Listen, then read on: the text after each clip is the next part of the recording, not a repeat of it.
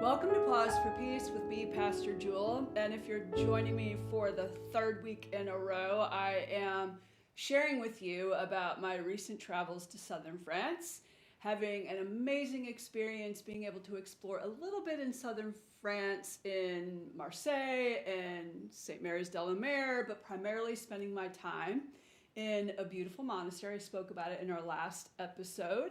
The monastery of the French Orthodox Church there, which is called the Monastery of Saint Michel. And Saint Michel, the Archangel Michael, is honored as one of their patrons there. And in my experience, I was with a leader. I had a small pilgrimage that we were making with about 9 of us and our leader, Veronique Flavor, and she's a beautiful, beautiful soul, and led this wonderful prayer of the heart retreat. Shout out to her. And if you're looking for somebody to help you dig deeper into southern France, she's a local, and that's what she's all about. She's been the keeper of this tradition, and her family line has been for 300 years, as long as they have been in southern France. And one of the things I want to share in today's episode of Pause for Peace, because sometimes we just need to pause in some different ways. I want to share about the beautiful workshop that we experienced one of our last days there together. Veronique led us in an opportunity to learn more about the sacred tradition of anointing and have this experience of digging into her anointing oils and being able to create our own sacred anointing oil that we could use in our time of meditation. In fact, throughout our time, this Prayer of the Heart retreat, Veronique was inviting us to utilize a different oil that she, usually there were blends that she had created for that particular time of being together. So before we entered the forest to start climbing the Santa Baume up to the grotto of Mary Magdalene, she anointed our wrist. She reminded us we always anoint on the left wrist and then can rub the oil into our hands and put our hands before our nose like such and take in the scent of the oil. And in that way, through the olfactory glands and nerve, the oil, the whole reason of the oil goes right into that center of our brain. And she reminded us that from the earliest of days, there are some evidence out there that 3,500 years BC, before Christ, in ancient Egypt, we have tablets that have shown us and carvings that have shown us that the oils, the essential oils, had been used, especially in funerary rites and when, in the pyramids, when the kings, the pharaohs had passed on. But even the women who would use the oils, the perfuma. Now, it helps to know a little bit about that word as we break it down. Perfuma just really means by smoke. And this is the way that originally the oils, the resins, the plants themselves were being used as incense or as resins that would be before the gods, being burned by smoke, the scent rising before the gods. And even in the Hebrew Bible, we see this tradition. And Veronique actually spent quite a bit of time digging into Exodus and also the Song of Solomon to learn more, because she always had this curiosity, she told us, about what is in that jar? Mary the Magdalene is shown all the time holding this jar, especially in the icons and the statues in southern France. There's this jar that she has. And Veronique has just been so curious, what was in that jar? Which led her to this training as aromatherapist, but also somebody who is honoring this tradition of the women, Mary the Magdalene, Mary Jochebed, and Mary Salome, being known as those who were called Myrrhophors. And Veronique actually led us in this workshop, teaching us a little bit more about this aspect of Mary Magdalene's and the other Marys, Mary Salome and Mary Jochebed's role in the life of Jesus. Like they were these Myrrhophors who were trained in the sacred oils. They knew how to use the essential oils from the plants, from the trees. They knew how to use these things to allow us to remember and be transported beyond the here and now to something even better. When certain oils are used, parts of the brain actually are activated, which is an incredibly important thing in the process of meditating. There have been studies that show that our brain changes wavelengths as we move from this ferocious talking at you that I'm doing to being in this place of calm. The waves of the brain change, and the longer we are in stillness, the more our brain is going through theta and delta and really being in that place of rest and receptivity. When we're in the wave of A and B, we're focused on getting it done, communicating, whatever. But when we have that shift happen within, which usually takes about 20 minutes to happen, which is why meditation is often called a 20-minute sit, because about 20 minutes in, our brain waves will actually change. When we use the essential oil, rubbing them on our left wrist and putting them together on our hands and taking them in meditation, there's a way that the whole experience changes. I don't know all the science behind it. I just know it happens. So I want to speak a little bit more about the Myrrhophors.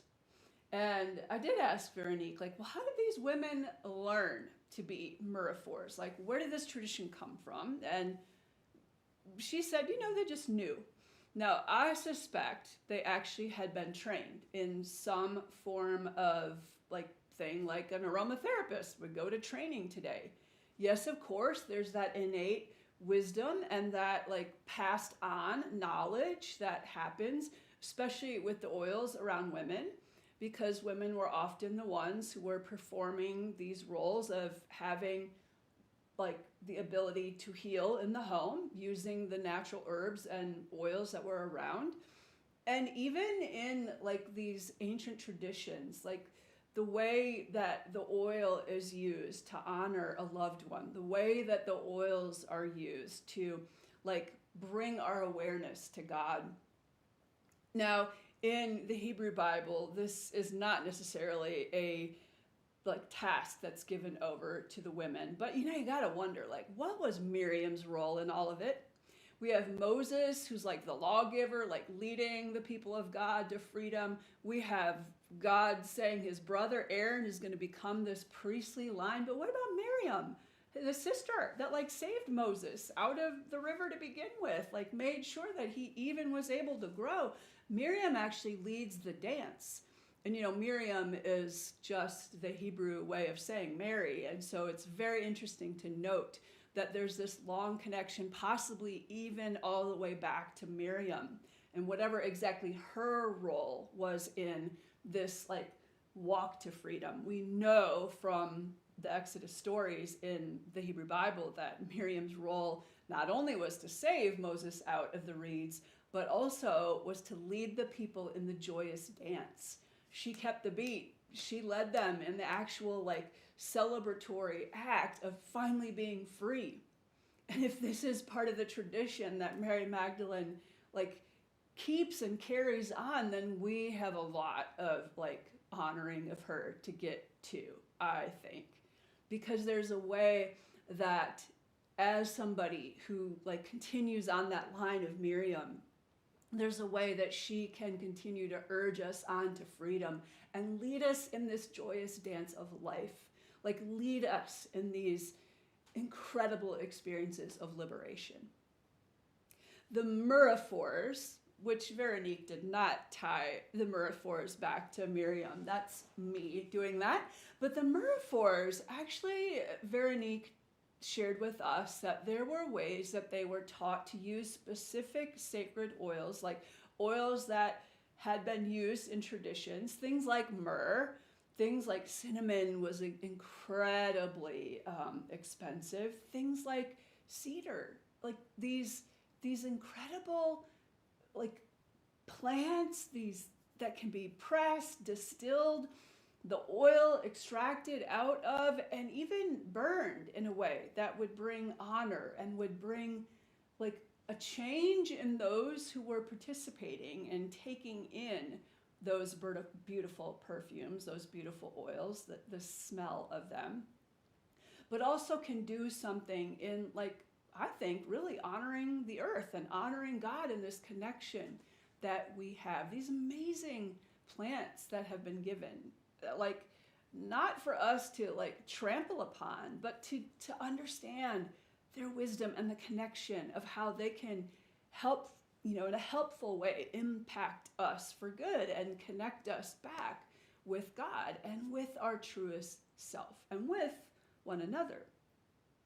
So the Myrrhophors, actually, there's some, though, that believe that the Myrrhophors were those who were trained in ancient Egypt as the women who would be able to like hold the space. It's almost like we would call a death doula today, somebody who understands this process of truly letting go so that we can like no longer be fused with the ego and the soul can be free. This is the process of dying and like awakening to something new, which happens when we die and when we live again in some other way. And Christianity, we call that in the resurrected form. Like we too become these resurrected souls because of Jesus and his work.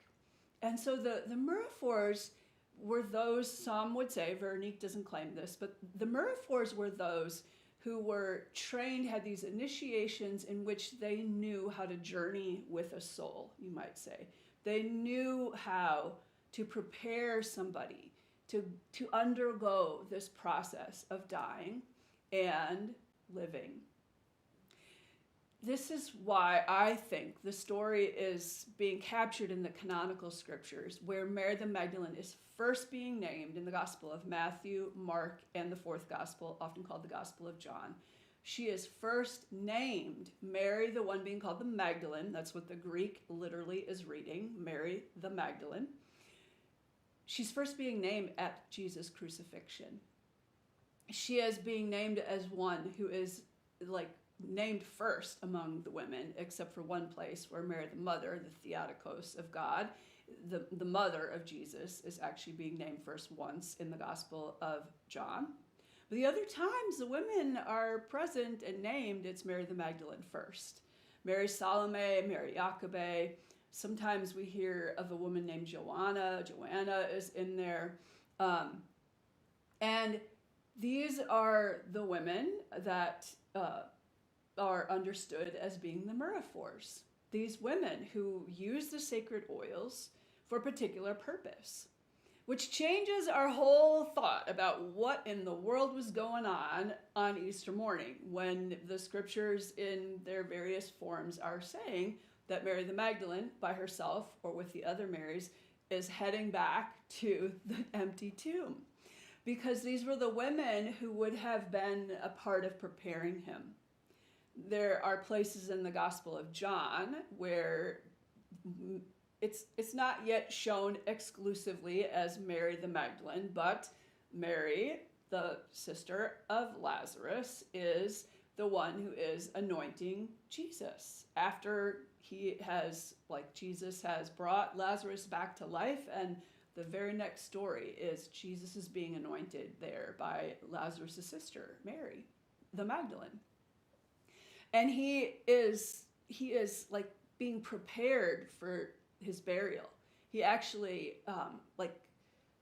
sort of like chastises Judas, it's said in those canonical scriptures. It's talked about that Judas is actually like, what is she doing? She's wasting all this oil. This could have been sold and the money given for like the poor. Although the gospel writers are saying, but we all knew he just really wanted to skim it off the top.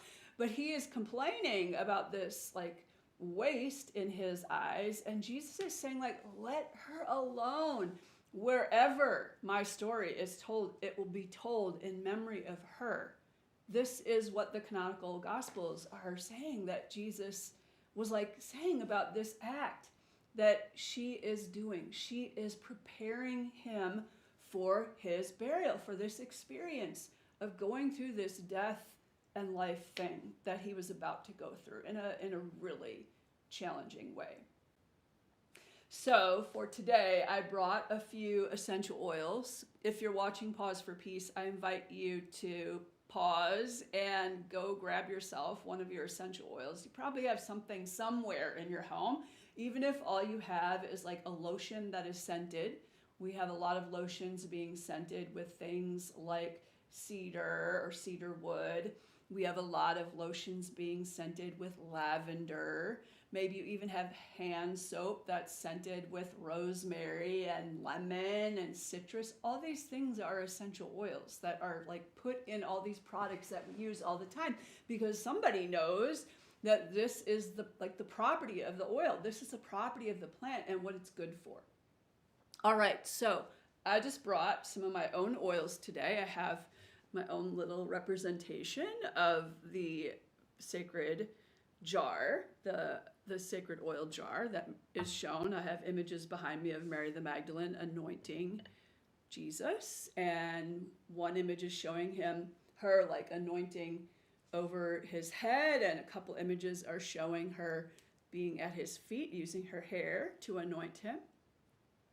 So one of my favorite oils, especially because I have some lung issues, eucalyptus. Now, these oils are not added with a carrier. You always have to add essential oils with a different carrier oil. Something like olive oil, which is what we use in France because olive trees grow all over southern France, all over the Mediterranean actually. And so olive oil is like their main ingredient that they have around. We might have something like coconut oil, jojoba oil. You could use a vegetable oil, but that's not the best plan. So one of these other oils, we would mix the essential oil with it. And Veronique actually taught us about like the actual ratio.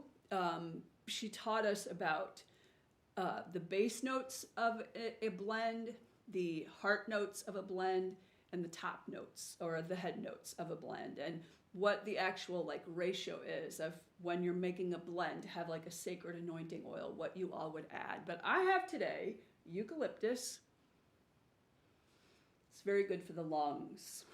Eucalyptus really helps us to breathe. I'm not going to keep all these open because what I discovered in our workshop with Veronique, when she put before us like 30 different essential oils and said, okay, begin to craft your holy sacred oil that you're going to use for anointing yourself, it really does impact your brain. I was starting to feel a little tipsy actually by, smelling. My plan was I'm going to smell all of the 30 and then decide which ones I like, which ones I don't like, and then figure out, okay, which one's a base note, which one's a top note, which one's a heart note. And created a essential oil blend that way. But today I brought lemon. Like most all of us have lemons somewhere around our home. Like I said, even if it's just in your soap. Lemon is like really powerful oil. It's one of those like peppermint. You don't want to use very much in your blend because it'll take over everything. Spikenard actually is one of the holy oils that is a part of a sacred oil that is used often. We even hear that Mary Magdalene used spikenard, in anointing of Jesus.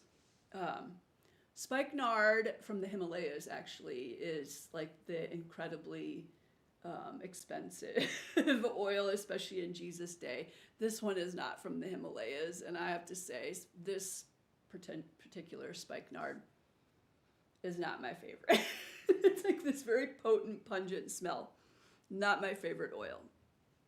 Maybe you have a better essential oil spikenard that you might be able to enjoy if you were going to use them. One that really was a bit of a splurge that I purchased, it was not actually that expensive when I was in the right place. Like if you can get essential oils like in the places where they're actually like harvested, that's an amazing thing. So I was in the Pacific Northwest, and wintergreen. Wintergreen is a potent one. Whew. To me, wintergreen just smells like healing. This one is something that I've had in a muscle relaxer blend that is wonderful for like using if it's with a carrier oil, like using it on your skin when you have a muscle ache, or even like taking a bath in a blend that has wintergreen. Whew. Smells beautiful. It's potent oil. And then one of the really fun things I was able to do in the Pacific Northwest this past year was actually tour a lavender farm. It's been a lifelong dream of mine because I love lavender. It's one of my favorite essential oils. Lavender is known for being an oil that relaxes. While I was in southern France, I was actually having some trouble with my ear. It was getting all inflamed, and of course I had before me an aromatherapist and our teacher. So I went to Veronique and I was like, hey, this is going on. She's like, let me get she has a friend that made her this beautiful blend that had the medicinal qualities of lavender with it. And she just sprayed it right there around my ear, rubbed it all in, and voila, she would say 3 days later, the ear inflammation was gone. There was no more pain. It was amazing. This is a particular lavender oil called Royal Velvet that I purchased at the lavender farm that I visited in the Pacific Northwest, not in southern France.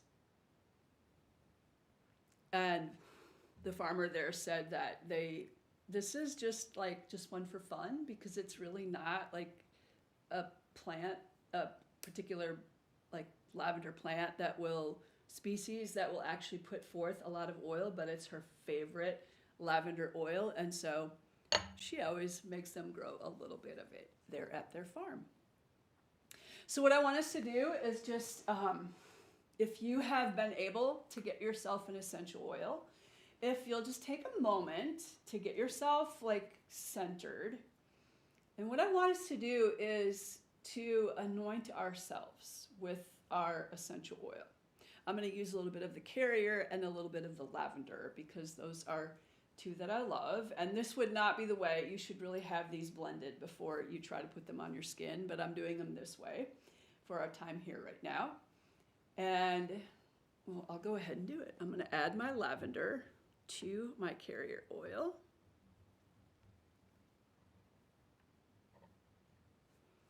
Right here live on this podcast. It doesn't take much. That's probably too much, but a few little drops of lavender. Now I'm going to swirl it. And I'm going to go ahead and just use it.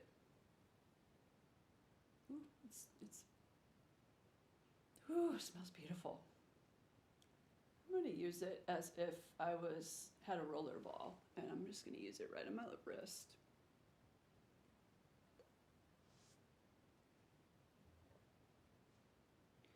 On our left wrist, that is the carrier. That is the receptive side of our body. So we add it on our left wrist, and then we can usually when we put our perfume on, we just like roll it on together, but this is inviting us to rub it into our hands as well, to let this beautiful scent linger. So if you have your essential oil, if you have had a chance to do that, and then allow yourself a few moments, like literally cupping your hands in front of your face so that your wrists are close to your nose. You might just take 3 deep breaths.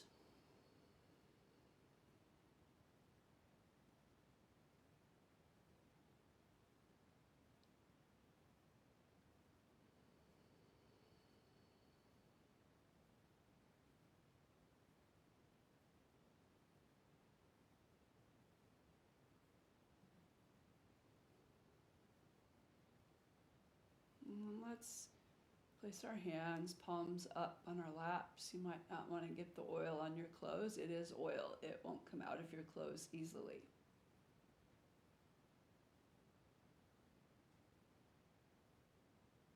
And in this posture of receptivity, notice what's going on within. Like, I do feel like inside is being calmed down. I don't know if you feel what you're feeling or noticing, sensing, or even continuing to smell, because your essential oil is now on your body.